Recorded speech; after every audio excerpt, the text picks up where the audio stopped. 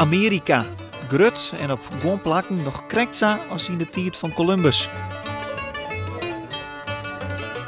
En dit is Nij-Amerika in Gasteloon. Maar Lietse, geen grote auto's. En Frieske hinders. En wat had Nij-Amerika? Hij is mij het echte Amerika uit te steen. We zochten eerst 2 klasjes op.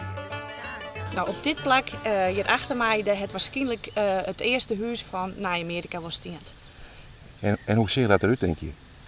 Het wie een man alleenig, zat ik het begrip het verhaal. En het huisje dat wie een soort met plaggenhutje. En daar werden die man in. En jou waar je in? Ze vregen vaak van, waar ben je in? En dan zie ik heel vaak net na je madem, maar waar ben je in Amerika? Misschien dat de orenklaske wat meer weet. Ze wennen bij een soort van oorsprong Amerikaanse riappelplanten. Ze weet vers dat Nij-Amerika correct zo volle mensen loopt als het echte Amerika. Nee, ik denk niet dat ze dat speciaal doen, maar er komen gewoon heel veel toeristen hier.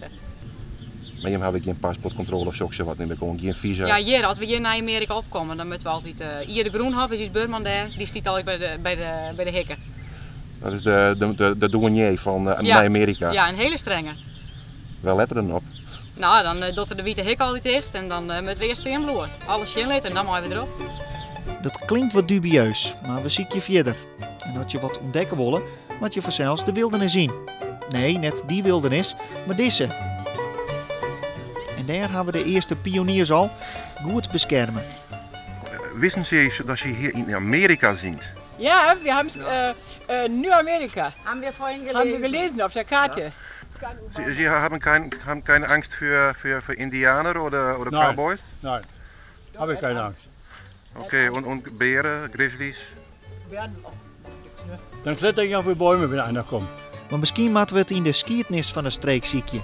Want nadat er in de 19e eeuw een groep Balkster menissen naar Amerika emigreerd weer, stuurden ze berichten waarom hoe het hudde leven daar. Misschien wie naar Amerika doet destijds ik wel het Wilde Westen, maar dat van Gasteloon.